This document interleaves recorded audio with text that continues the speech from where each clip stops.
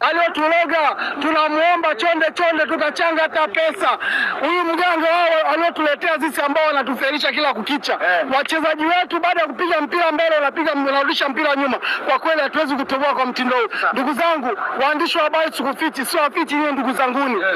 Mganga hadi mchana anatulogea timu yetu. Nikimbaini huyo, ninaenda kulipuka naye bomu. Unaweza natoka kama wapo tena upande wa pili. Mimi najua kabisa wapo tena upande wa pili.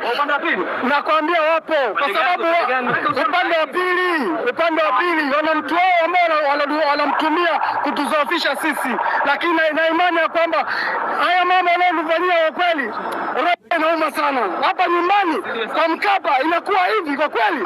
Inatuma sana kwa kweli. Wallahi nakwambieni. Kwa mtindo kama huu, hebu niambieni viongozi mko wapi?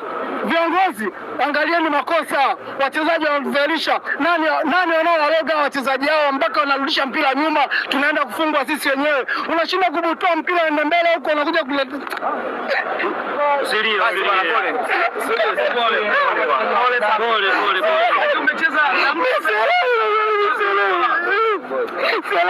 timu kubwa lakini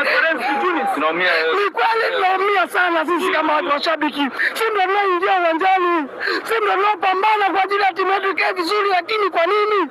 Ni nini kinatufelisha kila kukicha? Sisi tunapeli kila kukicha, kwa nini? Inatuumiza sana sisi. Kila siku tunaacha kazi zetu tunakuja uwanjani, tunakuta malolosi kama haya. Nini sasa? Tumeshapata pointi 3 leo unaachia magoli. Tunakuja kufungwa, sisi tunarudisha magoli. Na hii chupu ya goli kipaji kupata penalti na kupangwa penalti. Ingekuwa hivyo sisi tunakosa hiyo penalti, hiyo pointi moja. Chama kikaja, Chama ligi mabingwa. Chama amekuja, lakini alichokifanya Chama ni kikubwa. Chama amefanya kazi kubwa.